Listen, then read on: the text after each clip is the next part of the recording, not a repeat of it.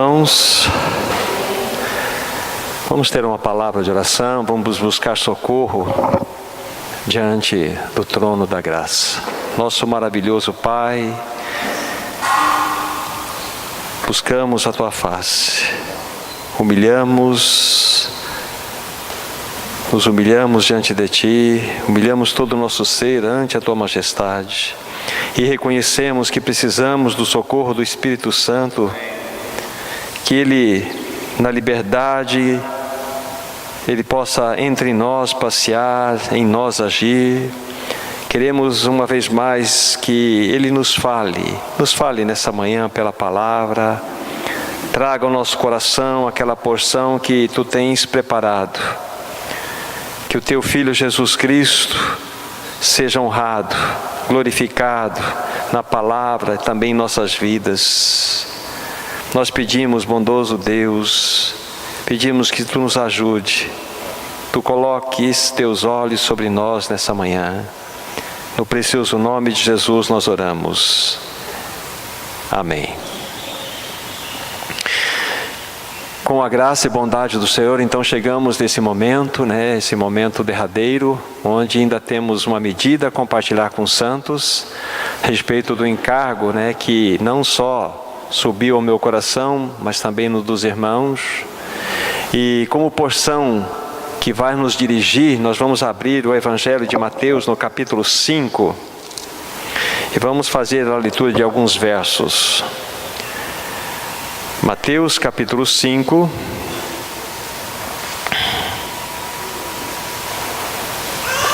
do versículo 13 ao 16. Diz a palavra do Senhor: Vós sois o sal da terra.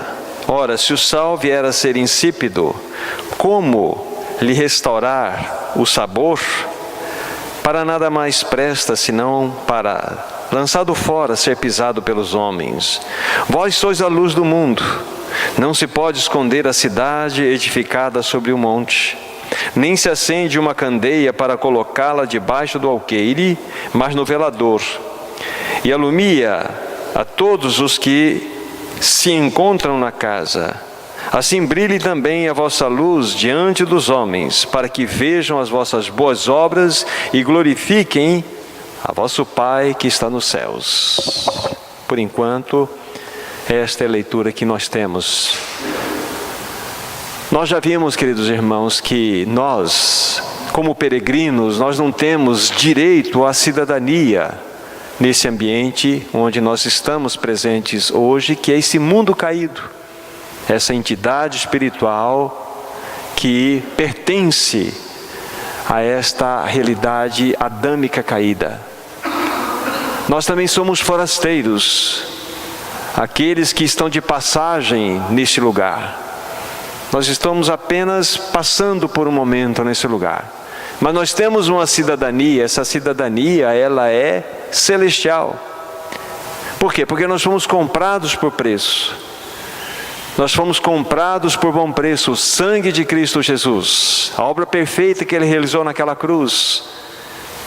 Então, através desse pagamento que nós nunca vamos conseguir mensurar o valor, nós fomos tirados desse mundo. Fomos arrancados de nós mesmos e pertencemos agora àquele que por nós morreu e ressuscitou. Somos chamados agora como peregrinos e forasteiros para viver uma vida que agrada o Senhor, uma vida que de fato traga honra ao seu santo nome. Por onde quer que possamos ir, devemos então ser embaixadores de uma nova pátria. Nós devemos ser representantes de uma nova pátria. Nós temos um governo que dirige a nossa vida, e esse governo não mais pertence a esse mundo. Qualquer embaixada, se nós pegamos, por exemplo, a Embaixada Americana em São Paulo, aquele território onde a embaixada se encontra não é um território brasileiro, é um território americano. E todos os suprimentos, todas as leis que governam aqueles que ali se encontram, americanos, são suprimentos e leis que vêm do seu país. Não é o Brasil que interfere ali, Não é o Brasil que envia os suprimentos. Não é o Brasil que dita as normas daqueles que fazem parte da embaixada americana. E é assim conosco. Nós somos embaixadores, então todo suprimento, todo o tipo de governo, todo estilo de viver deve advir dessa nova pátria da qual nós pertencemos. Então nós devemos representar bem a nossa pátria celestial nesse mundo. E aos interesses da nossa pátria celestial, nós vivemos nesse mundo. Esse é o teu papel, esse é o meu papel, como filhos de Deus que somos. Este é o papel da igreja, ser embaixadora nesse mundo. Estamos nesse mundo, mas não somos desse mundo. A embaixada está aqui, mas ela não pertence aqui, ela representa aqui. E este deve ser o sentimento dos nossos corações.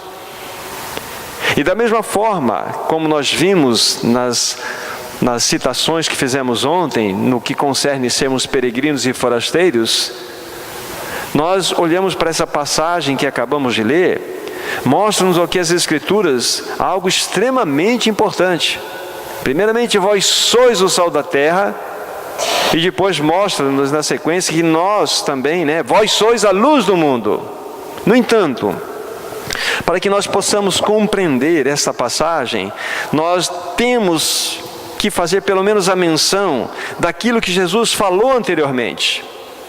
Porque os capítulos 5, 6 e 7 de Mateus fala-nos do famoso Sermão do Monte. E esse Sermão do Monte, bem como todas as outras passagens das Escrituras, encontra-se exatamente onde deveria estar. Por que Jesus não deixou registrado o Sermão do Monte numa outra porção dos evangelhos, do Evangelho de Mateus, mas exatamente nesse lugar? E por que também as bem-aventuranças encontram-se aqui na primeira porção que compõe o Sermão do Monte? Por que as bem-aventuranças não se encontram, por exemplo, no capítulo 6 ou 7 de Mateus? Mas aqui, porque é assim que o Espírito estabeleceu. E para que nós compreendamos exatamente essa ordenança que o Senhor nos dá aqui, colocando-nos como uma diretriz, vocês são o sal da terra e luz do mundo, nós precisamos compreender pelo menos uma única realidade dessas bem-aventuranças que o Senhor Jesus disse aqui. Diz-nos a palavra de Deus que, vendo as multidões, ele subiu ao monte, e como se assentasse, os discípulos se aproximaram dele, e ele então passou a ensiná-los, dizendo: bem-aventurados os pobres de espírito, porque deles é o reino dos céus. Bem-aventurados os que choram, porque serão consolados. Bem-aventurados os mansos, porque herdarão a terra. Bem-aventurados os que têm fome e sede de justiça, porque serão fartos. Bem-aventurados os misericordiosos, porque alcançarão misericórdia. Bem-aventurados os limpos de coração, porque verão a Deus. Bem-aventurados os pacificadores, porque serão chamados filhos de Deus. Bem-aventurado quando vocês forem perseguidos por causa da justiça. Bem-aventurados os perseguidos por causa da justiça, porque deles é o reino dos céus. Bem-aventurados sois vós, quando por minha causa vos perseguirem, vos injuriarem, e mentindo disserem todo mal contra vós. Ai, regozijai-vos, exultai, porque grande é o vosso galardão no céu, porque assim perseguiram aos profetas que foram antes de vós. Então nós precisamos conhecer um pouquinho dessas bem-aventuranças, pelo menos a primeira delas. Obrigado. Pelo menos a primeira delas. Numa versão, inclusive minha, diz bem-aventurados os humildes. Mas a boa tradução, entendo, a mais adequada seria bem-aventurados os pobres de espírito. E é interessante quando a gente olha para essas bem-aventuranças aqui, elas estão também colocadas exatamente na maneira como está aqui. Por que não está primeiramente colocado bem-aventurados os misericordiosos, que têm fome e sede de justiça, os limpos de coração? Mas é esta a ordem que deve estar aqui. Tem que começar assim: bem-aventurados os pobres de espírito. Já vamos dizer um pouquinho sobre esse aspecto do bem-aventurados os pobres de espírito, para que entremos no ponto que desejamos. Mas somente os pobres de espírito serão os bem-aventurados os que choram. Chorar por quê? Chorar pelos problemas da sociedade, pelos problemas das realidades que nós estamos à volta? Também. Mas bem-aventurados os que choram quando olham para si mesmos e veem os pecados imundos que há em si mesmos. Esta é a bem-aventurança, quando você vai chorar, quando você olha para você e fala assim: Senhor, quão eu tenho ferido o teu coração com a minha conduta. Esta é a bem-aventurança. E ninguém pode dessa forma chorar sem primeiro ser pobre de espírito. Por isso que ela está numa ordem adequada aqui colocada. Por isso que é assim que ela está disposta. Então, bem-aventurados os pobres de espírito. O que significa isso? 4 coisas, e tendo elas no coração, nós vamos definir essa bem-aventurança. Quem é o pobre de espírito? É aquele que nada sabe, nada é, nada tem, nada pode. Esse é o pobre de espírito. Ele nada sabe, ele nada é, ele nada tem, ele nada pode. Ou então você pode dizer o seguinte: eu nada sou, eu nada sei, eu nada tenho, eu nada posso. Esse é o verdadeiro pobre de espírito. É aquele que está completamente vazio de si mesmo e cheio do quê? De Cristo. Somente pela obra de Cristo isso é possível. Então, quando nós chegamos numa situação como essa, Jesus começa bem essa parábola, essa bem-aventurança, dizendo: desta forma, olha, para que vocês possam andar claramente e entender todo este falar que vai até o capítulo 7, vocês precisam começar com esse pontinho aqui. Não saiam dele enquanto não passarem por essa lição. As demais serão consequências. Eu nada sei, eu nada sou, eu nada tenho, eu nada posso. Bem-aventurados os pobres de espírito. Aí você fala: mas e agora? Aí você se lembra de João 15:5, a parte final do texto: sem mim nada podeis fazer. Ou seja, nada de mim, tudo dele. Não mais eu, mas Cristo vive em mim. Este é o sentido inicial das bem-aventuranças. Aí vai fazer sentido falar dos que choram, dos que são os mansos, dos que têm fome e sede de justiça, dos misericordiosos. Somente um pobre de espírito pode ser misericordioso. Somente um pobre de espírito será manso, um pacificador. Somente um pobre de espírito entenderá o que significa ser perseguido por causa da justiça.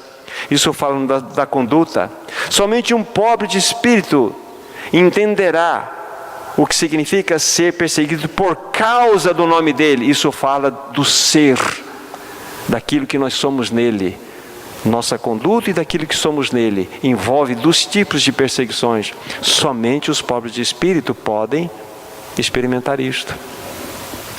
Aí então ele chega no ponto que nós destacamos aqui: vós sois o sal da terra. Então aí sim Jesus ele vai colocar de maneira correta. Vocês são o sal da terra, mas para que nós sejamos sal da terra, nós temos que ter passado pela lição anterior. O pobre de espírito, ele pode ser o sal da terra. E quem é o pobre de espírito? Aqueles que de fato experimentaram todos os efeitos da obra da cruz em sua vida, ou têm experimentado num processo crescente. Bem-aventurados os pobres de espírito. Então nós não podemos mudar de bem-aventurança enquanto nós não tivermos aplicado essa aqui. Um irmão que faz uma consideração sobre essas bem-aventuranças, chamado Charles Spurgeon, ele fala aqui que essas bem-aventuranças são como uma escadaria de luz. Cada degrau está colocado no seu devido lugar. E você não pode dar um passo para colocar seu pé no 3º degrau. Você tem que passar pelo 1º, 2º, 3º e 4º, e assim sucessivamente. Muito interessante. Aí ele chega aqui: vocês são o sal da terra. E essa expressão, quando você vai buscá-la de uma maneira mais profunda, alguns irmãos interpretam da seguinte forma: vocês e tão somente vocês são o sal da terra. É impressionante.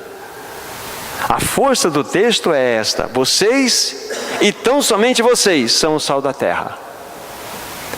Então, o Senhor Jesus, quando está dizendo essas palavras aqui, Ele quer realmente que a força desse texto entre no nosso coração pelo Espírito. É como se o Senhor se volte para nós, o seu povo, para a igreja e fala: vocês e tão somente vocês podem salgar essa terra, mais ninguém. Não há solução, não há como vocês trazerem qualquer bênção para este mundo, a não ser se vocês vocês não se expressarem como sal. Não haverá bênção. Sal, nós somos sal. Sal, sal. E a mesma ideia, só adiantando o processo aqui, a mesma ideia: vós sois a luz do mundo, vós e tão somente vós. É essa a ideia forte do texto. Ou seja, não tem outro caminho de Deus abençoar a sociedade, essa terra, esse mundo, a não ser através da igreja. Somos peregrinos e forasteiros. Agora nós devemos ter essa clareza no coração: sou sal. E o sal tem algumas finalidades. O sal dá sabor, o sal promove sede, o sal pode temperar algumas coisas, mas a finalidade principal que Jesus está mostrando aqui para os discípulos e para nós é de um valor antisséptico, que significa que ele mata germes. Mata germes. Pega uma carne, como que a carne era guardada e protegida, ou para que evitasse a putrefação? Sal, sal, sal, sal, sal, sal sobre ela. Ela mata germes. Então Jesus está falando para os seus discípulos: olha, o que o sal é lá na mesa de vocês, na casa de vocês, vocês devem ser no mundo, ou na terra, né? No testemunho desse mundão mesmo. É isso. E Ele está falando para nós: olha, o que o sal tem como seu fator principal de ação, no caso de conservação de uma carne, vocês têm esse mesmo papel. Ou seja, qual que é o papel da igreja? Ela tem um papel de antisséptica, para evitar que a podridão do mundo avance rapidamente. É lógico que nós não conseguiremos estancar isso, mas dentro daquilo que Deus tem como medida para nós, como responsabilidade do povo de Deus, é papel nosso. Já ouvi isso de vários irmãos, inclusive de César Coneglião, um outro irmão querido, lá perto da minha terra, em Maringá. Irmãos, a igreja está como está. Nós estamos sofrendo todo esse processo, sabe, de perdição, de corrupção, de imoralidade, porque nós não estamos exercendo o nosso papel de sermos sal nessa terra. Ou seja, a podridão vai avançando. Então nós temos este papel, sermos sal. É um valor antisséptico que deve estar agindo aí. É interessante que Jesus, Ele está falando com iletrados, está falando com pessoas incapazes, eram discípulos muito comuns, simples, mas nesses discípulos estava a resposta que o mundo precisava. Não eram sábios, não eram filósofos, não eram conhecedores de nada. Eram homens que passaram pela primeira bem-aventurança.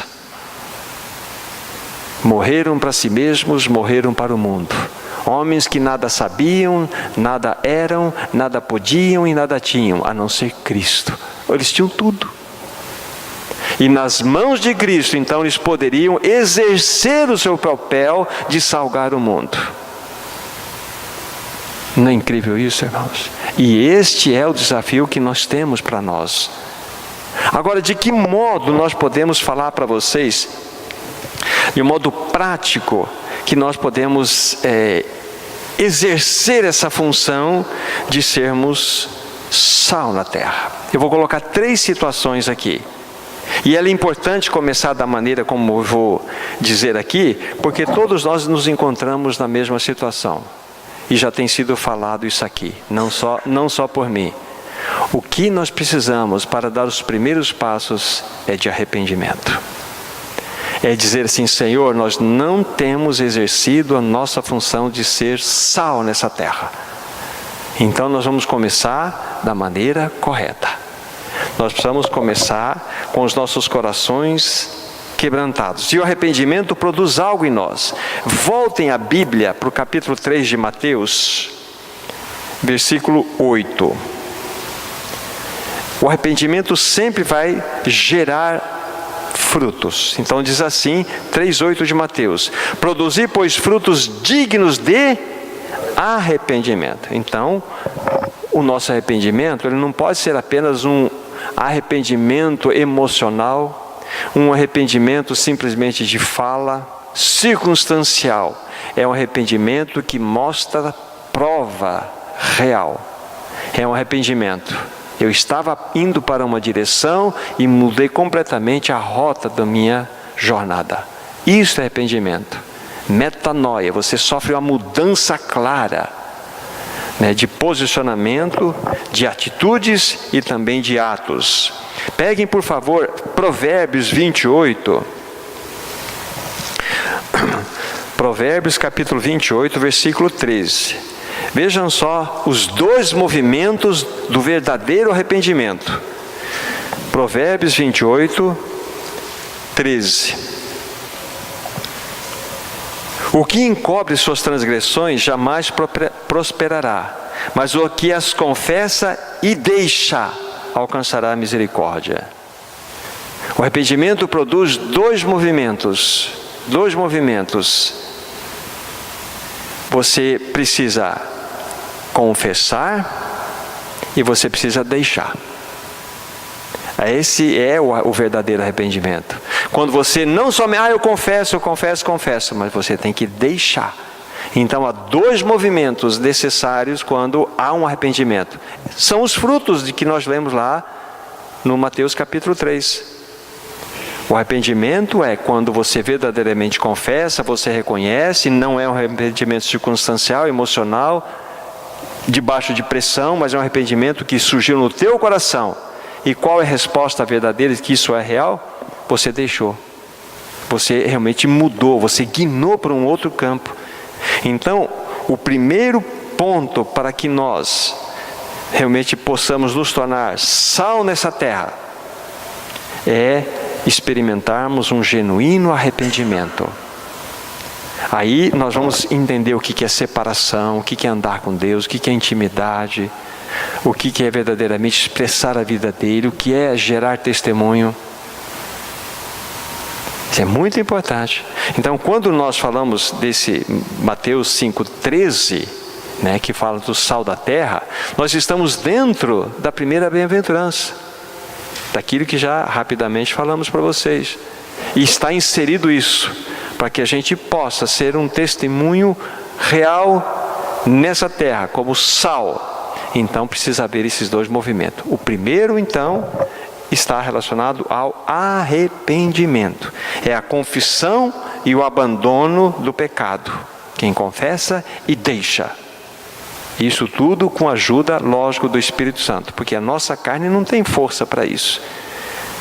Mas você, na força, na dependência, no seu clamor de coração ao Senhor, Ele vai lhe capacitar a você realmente ter esse genuíno arrependimento experimentado no seu coração.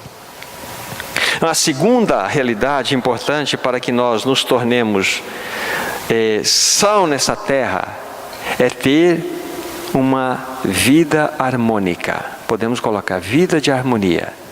E essa vida de harmonia não é outra do que senão aquilo que temos falado, que nós devemos falar, mas aquilo que nós falamos deve ser exatamente aquilo que estamos experimentando no nosso viver.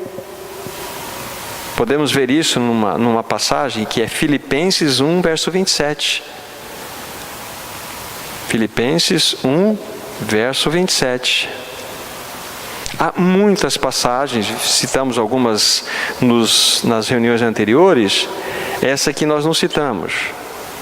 Mas veja só, 1:27 de Filipenses: vivei acima de tudo por modo digno do Evangelho de Cristo, para que, ou indo ver-vos, ou estando ausente, ouça no tocante a vós outros, que estáis firmes em um só espírito, uma só alma, lutando juntos pela fé evangélica. De grandes riquezas que é nessa porção aqui, vivei acima de tudo por modo digno do Evangelho.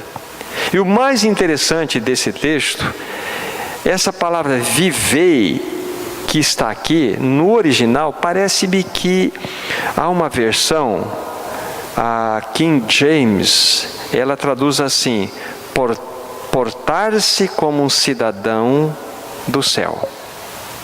Porque a palavra que aparece no original aqui é politeomai, é cidadão. É cidadão. Então, portai-vos como cidadãos do céu, acima de tudo, por modo digno do Evangelho. Vivei.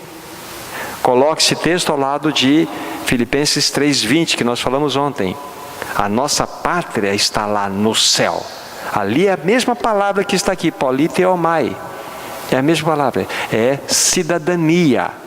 Então, portai-vos como cidadãos do céu, acima de tudo, por modo digno do Evangelho de Cristo. Ora, estamos falando a mesma coisa.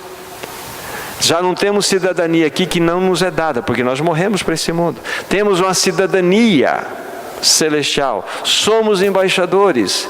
Então vamos viver agora com essa cidadania, portando de modo digno do Evangelho. E é interessante que Paulo fala assim, para que eu indo ver-vos, ou estando ausente, ouça no tocante a vós outros, o que as pessoas têm falado a nosso respeito. Do nosso reunir, do nosso movimento, qual é a leitura que as pessoas lá atrás da cerca fazem de nós? Eu tenho falado isso para os irmãos lá onde nós nos reunimos. Irmãos, qual é a leitura que as pessoas têm feito a respeito de nós? Mais do que isso, qual é o legado que nós vamos deixar nessa cidade, se o Senhor não voltar antes, se nós formos embora daqui, se o Senhor nos recolher? Qual é o legado? Ali passou mais um grupo, mas é um pessoal que se reunia ali no hotel, é um grupinho aí. Mas qual é o legado? Quais as marcas reais da vida de Cristo que nós vamos deixar impressas na vida dessa sociedade aqui? De que maneira prática nós vamos fazer isto? Isto é viver de modo digno, isso é ser cidadão celestial. Então, para que eu seja sal na terra, eu tenho que começar com a base. Senhor, tenha misericórdia, eu tenho entristecido o teu coração, não tenho vivido de forma tal que eu sou antisséptico, mas eu preciso de ti, ajuda-me por tua graça. Eu me arrependo, Senhor, eu confesso a ti, eu quero deixar e deixo, Senhor, ajuda-me por tua graça. Senhor, eu quero viver de modo harmônico, eu quero viver de modo digno do Evangelho, para que as pessoas, ouvindo a meu respeito, a nosso respeito, eles possam de fato ter uma leitura adequada, porque somos cartas vivas. Esse é o grande desafio. Esse é o segundo ponto extremamente importante. Vamos pegar mais uma passagem dentro desse segunda situação aqui. Colossenses, no capítulo 1, no versículo 10, a partir do versículo 9, Paulo está fazendo uma oração a esses irmãos lá na cidade de Colossos. E quando ele faz a oração, no versículo 10, ele faz uma menção, a qual nós retiramos aqui para aplicar para nós. Ele está orando, a fim de viver de modo digno do Senhor, para o seu inteiro agrado, frutificando em toda a boa obra e crescendo no pleno conhecimento de Deus. Irmãos, nós não podemos interpretar essa palavra, essa porção aqui, como se fosse viver de modo digno na reunião, de viver de modo digno aqui nesse convívio. Não, é viver de modo digno lá no teu trabalho, lá nos teus relacionamentos familiares, da sociedade. É modo digno, para o seu inteiro agrado, frutificando em toda a boa obra, crescendo no pleno conhecimento de Deus. É isto. Então é um convite a vivermos de modo harmônico. Isso é ser o quê? Sal da terra. Somos sal da terra. Estamos impedindo que a corrupção, a podridão avance. Faça a tua parte. Aquela história da floresta, aquele grande incêndio, tudo sendo consumido, e todo mundo fala, que fogo, que fogo, que fogo. E vem aquele passarinho, né, pega com o biquinho dele, uma gotinha de água lá no rio e leva no centro da floresta e solta. O elefante tirou o maior sarro, né? Como assim? Você acha que você vai pagar a floresta? Eu falei assim, eu não vou pagar, mas eu estou fazendo a minha parte. Então faça a tua parte. Não faz, não adianta, esse mundo já está perdido. Já sabemos disso.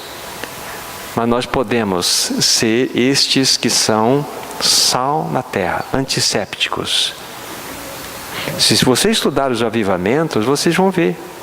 John Wesley, William Greenshaw, George Whitefield foram antissépticos na Inglaterra.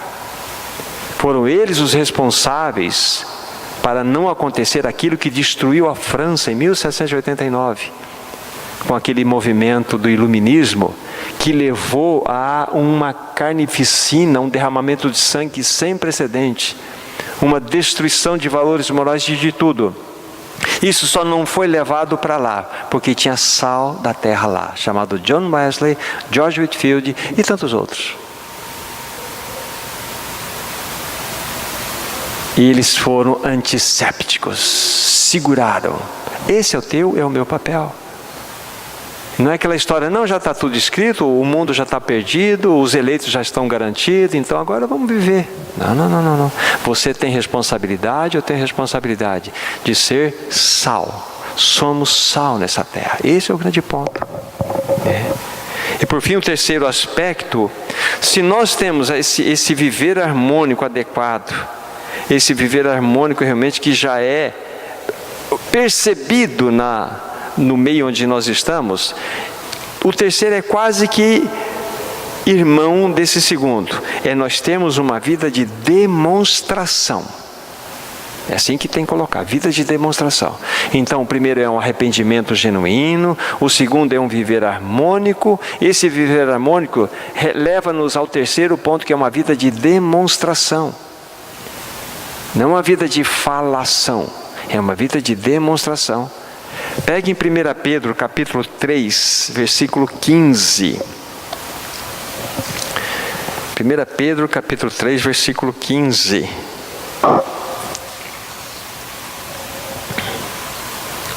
Olha só a orientação do apóstolo Pedro aqui, àqueles irmãos. Antes, santificai a Cristo como Senhor em vosso coração, estando sempre preparados para responder a todo aquele que vos pedir a razão da esperança que há em vós. Que texto precioso! Antes, santificai a Cristo como Senhor.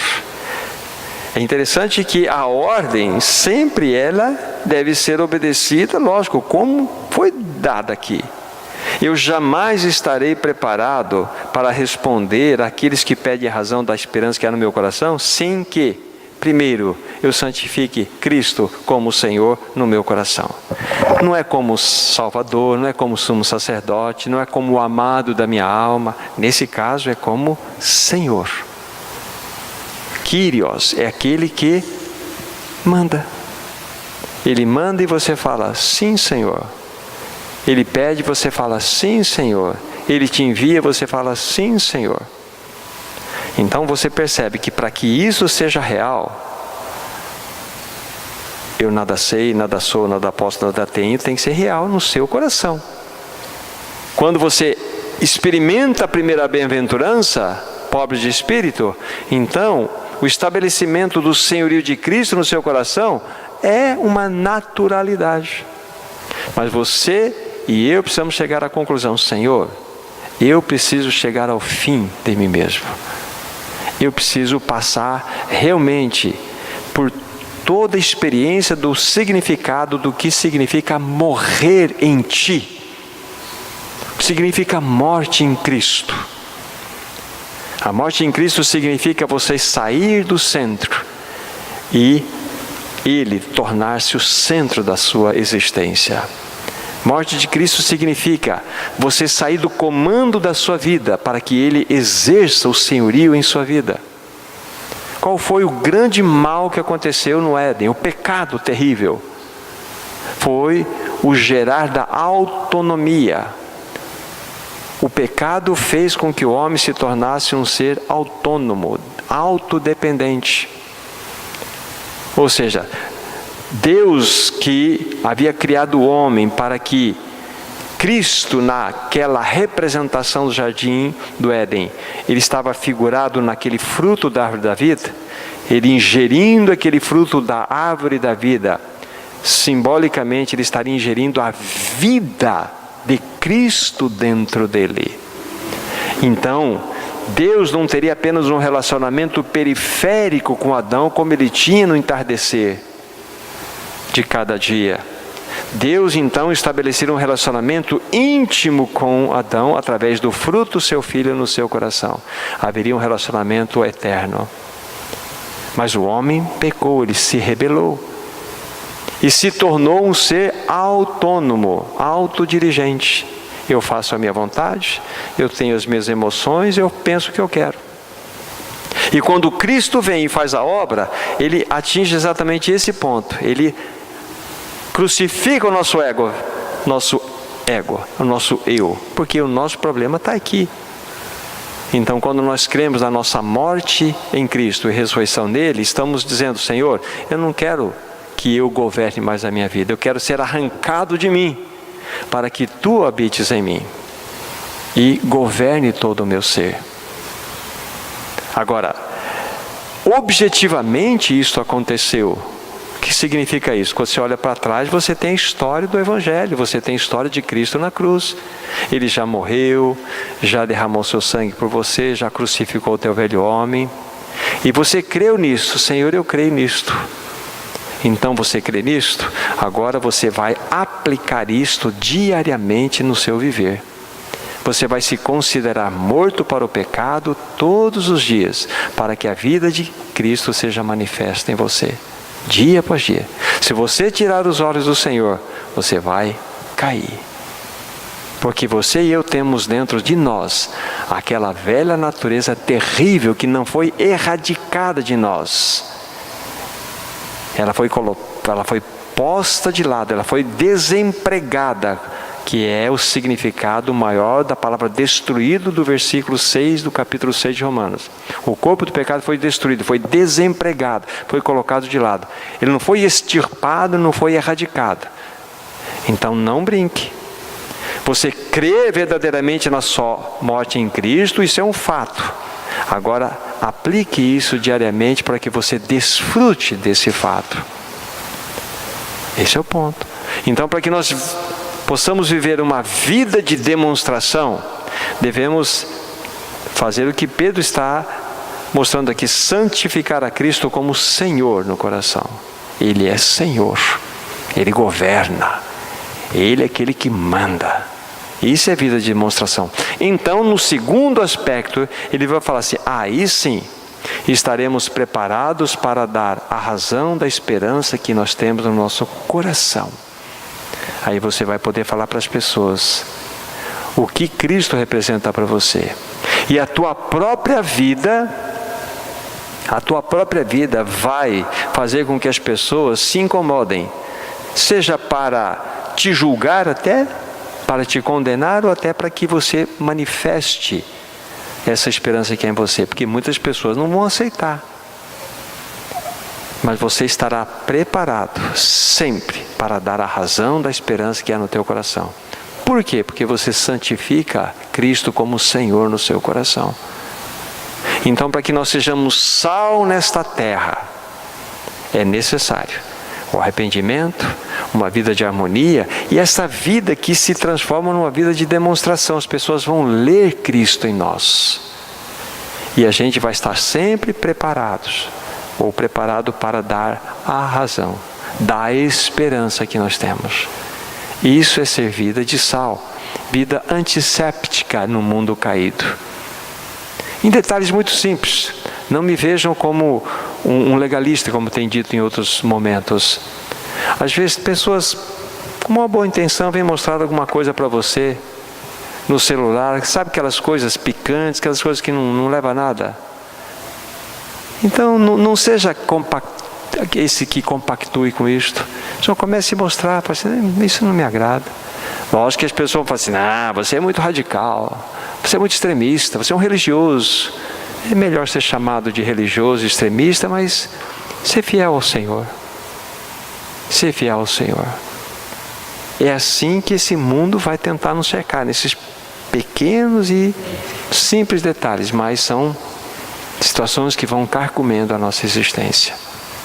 Então aqui está, queridos irmãos, lógico, em breves palavras, voltem para Mateus capítulo 5, por favor.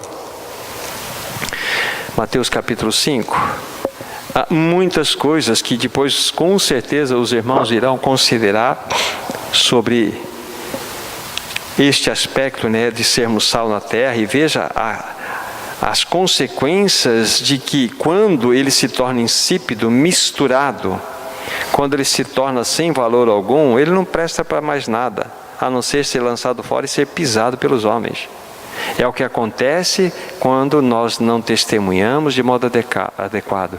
Acontece quando a nossa vida é misturada. É o que acontece quando a nossa vida, ela é a vida de um pato, como a gente disse numa reunião ali fora, né? Um cristão pato, mais ou menos em tudo. Pato mais ou menos anda, mais ou menos voa e mais ou menos nada. Então pato é uma coisa. Tem muito cristão pato. É uma vida misturada, não tem testemunho, não se define. Nós devemos ser que nem a garça é impressionante, a garça branca. Vocês já viram um garça andando nas beiras dos rios? Aquela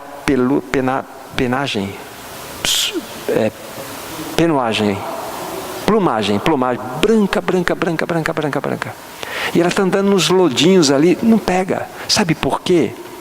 Ela, quando ela está sadia, ela, mesmo nas suas penas, ela solta um óleo que a protege. Por isso que ela é sempre branca. Uma garça que está manchada, ela está doente. Ela não está bem. Aquele óleo representa a unção do Espírito Santo sobre um que está andando no meio da lama, mas não está sendo contaminado pela lama. Então nós não devemos ser pato e devemos ser garça. Ela anda no brejo e não fica suja. É assim que o cristão é. Anda nesse mundo, mas não é desse mundo. Porque ele é sal da terra. É isso que devemos ser. É esta a realidade. Com a unção do Espírito sobre nós, que Cristo vai manifestar, né, toda a sua vida, toda a sua graça, né? Aí no versículo 14, né, nós temos a seguinte porção, né? Capítulo 5. Vós sois a luz do mundo. Vós sois a luz do mundo. E aqui também da mesma forma, né? Vós e tão somente vós. É interessante que a ordem é essa mesma: sal da terra e luz do mundo. Não pode ser invertida também. Por quê? Você primeiro você precisa ser algo para poder expressar algo. Você primeiro é para depois manifestar. A luz é algo de manifestação, mas você precisa ser primeiro. É por isso que está nessa ordem. Então nós somos sal da terra, é o que somos, para sermos luz desse mundo, expressar. É exatamente isso. Esta é a ordem que a palavra de Deus nos coloca aqui. Agora, o verdadeiro sal dessa terra, a verdadeira luz desse mundo, não foi outro senão Cristo. E por que ele foi verdadeiro sal e verdadeira luz? João 6,57. João 6,57. Olha só que texto precioso da Escritura Sagrada para nós. Assim como o Pai que vive me enviou, e igualmente vivo pelo Pai, também quem de mim se alimenta por mim viverá. Esse texto é completo para nós. Jesus vivia pelo Pai. Vivia pelo Pai. Não é o que o texto está dizendo assim? Assim como o Pai que vive me enviou, e igualmente eu vivo pelo Pai, Aquele que de mim se alimenta, por mim viverá. Olha só. De que maneira Jesus viveu nesse mundo? Eu, o verdadeiro sal e a verdadeira luz. Ele diz, eu sou a luz do mundo. Mas ele é o sal da terra também. Agora, de que maneira ele viveu? Pai, eu desci do céu não para fazer a minha vontade, mas a tua vontade, que está nos céus. Uma comida eu tenho para comer, e esta é fazer a vontade do meu Pai. Tantos e tantos textos que ele fala sobre isto. O que significa isso? Não mais eu, mas o meu Pai. Jesus, dentro da sua vida ministerial como Filho do Homem, ele nada era, nada sabia, nada tinha, nada podia, a não ser através do seu Pai. Isso é ser sal da terra. Ele verdadeiramente foi o pobre de espírito. Ele podia tudo, ele tinha tudo, ele sabia tudo, ele era tudo. Mas ele esvaziou-se de tudo, tornou-se, eu nada sou, nada sei, nada posso, nada tenho. Só ele fez isso. E assim ele constituiu-se o quê? Sal da terra. E luz do mundo, a mesma coisa. Ele é a luz. Então ele era a luz do mundo. E lógico, dele expressava a luz desse mundo. Mas ele fala assim para nós, né? Vós sois a luz do mundo. Vós sois. Não é impressionante isso? Ele falar a respeito dele, até nós aceitamos. Senhor, o Senhor está falando a teu respeito. Tu és a luz do mundo. Mas ele não está dizendo aqui, vocês são como. Não, vocês são. E é aquela expressão, vocês e tão somente vocês são. Não há outro caminho para esse mundo. Não há outro caminho a não ser através da igreja. Para que este mundo que está nas trevas, nós fomos tirados dessas trevas. Vimos os textos ontem e anteontem. E agora nós somos lançados nesse mundo de trevas para sermos o quê? Luz. Luz. Então vocês percebem como a separação é necessária. Ela não tem como, é insubstituível. Nós não podemos ser cristãos dentro do Egito, não podemos ser cristãos perto do Egito, não podemos ser cristãos aliançados ao Egito. Figura do mundo. Nós somos cristãos que foram tirados do Egito, agora enviados para ele para sermos luz nesse Egito, nesse mundo. Então Jesus diz essas palavras tão penetrantes, né? Vós sois a luz do mundo. E já vimos que ele, verdadeiramente ele, tão somente ele, não só é o sal da terra, mas também a luz do mundo. E de que maneira nós podemos compreender isso?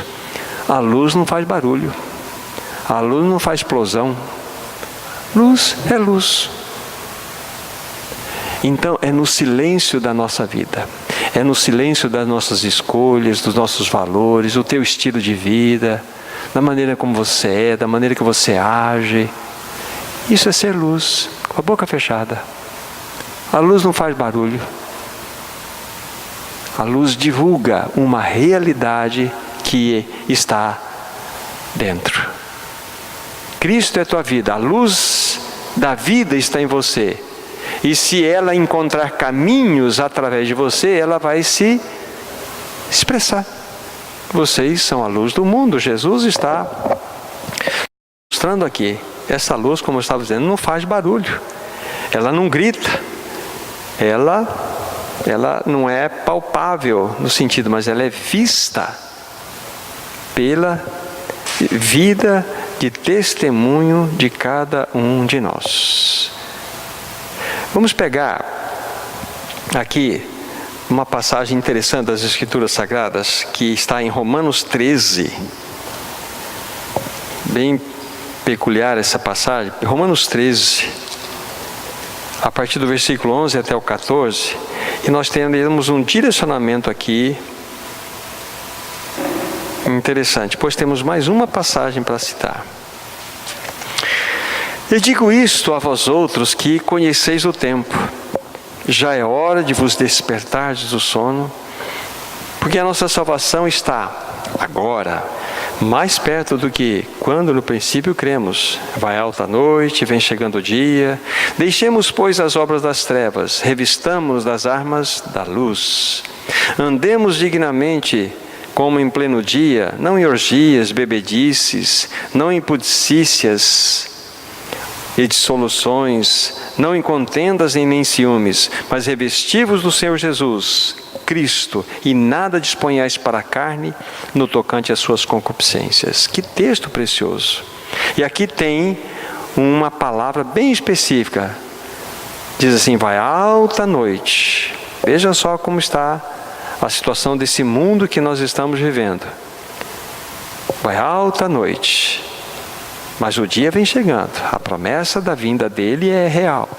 Revistamo-nos, pois, das armas da luz. Olha aí. De que modo? Andemos dignamente como em pleno dia. Andando. Novamente caímos no aspecto de um viver prático. Andando. Valores, escolhas, estilo de vida, etc. Andando. Onde quer que você possa estar, você deve andar de modo digno, de modo harmônico. E é impressionante as orientações que Paulo dá à igreja em Roma. Não em orgias, dissoluções e contendas. É impressionante, mas isso acontece no meio do povo de Deus? Infelizmente acontece. Isso macula o testemunho do Senhor.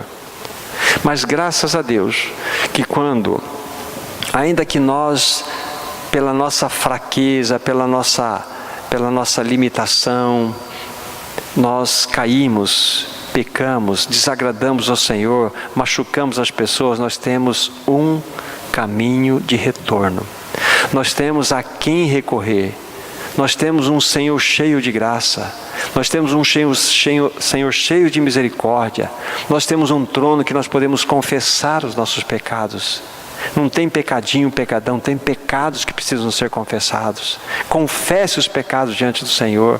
Confesse e creia que Ele te perdoou plenamente com o sangue dele derramado no Calvário.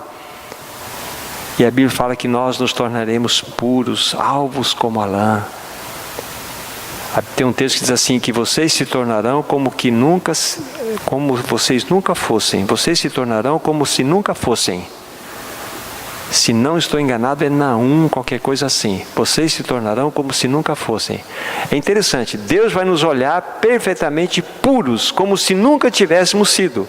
Uma coisa impressionante. Esse é o caminho de Deus.